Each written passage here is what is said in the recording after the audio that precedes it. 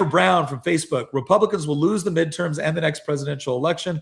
I'm a Republican and I'm fed up with election problems that aren't kept. I'll not vote in the midterms. Okay, Jennifer, well, then you will live under a regime where people that will regularly, this is one of the things where, Jennifer, I'm going to be honest with you. I had to leave Virginia because of this, because of people with your mentality. And I'm trying to be polite and nice here. But I do not understand this way of thinking. If your way of thinking is, I'm going to show those Republicans, and the way I'm going to show them is I'm going to give a political party that absolutely despises my values, fundamentally dislikes my country, wants to trans kids, use my taxpayer dollars to fund abortion, wants to reinstitute U.S. aid, wants to reopen the borders and let people flood in. Fine, if that's your strategy because you really want to stick it to Republicans. And by the way, you're sticking it to all of us, not just the Republicans you don't like, not just the Republicans that are actually responsible for the things you don't like. You're sticking it to all of us. And by the way, do you honestly believe that if the Democrats get control and they stack the court and they stack the Senate and they open the borders, what's the likelihood that you get to take back your country without a fight? And I don't mean a political fight. What's the likelihood?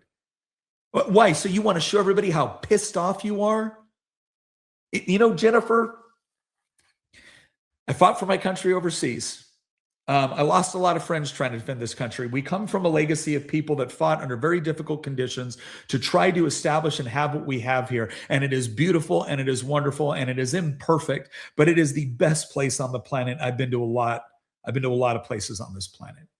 But yeah, if you think the strategy for saving it is handing power over to the Democrats by sitting it out in the midterms, be my guest. I already moved to a red state because I saw what that mentality did in a wonderful, beautiful state like Virginia. I saw what it did.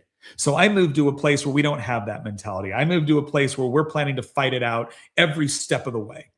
And when we get mad at Republicans that fail to keep their promises, we hold those Republicans accountable. We don't pass everyone with the same brush because it's easy for us, because it doesn't require any intellectual effort on our part. It doesn't require us physically going out and changing the things that we actually have control of. It makes us feel morally superior to just say, they all suck, not my fault, screw it.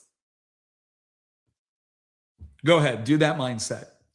I'm sure your kids will be thanking you for the country that they grow up in as a result.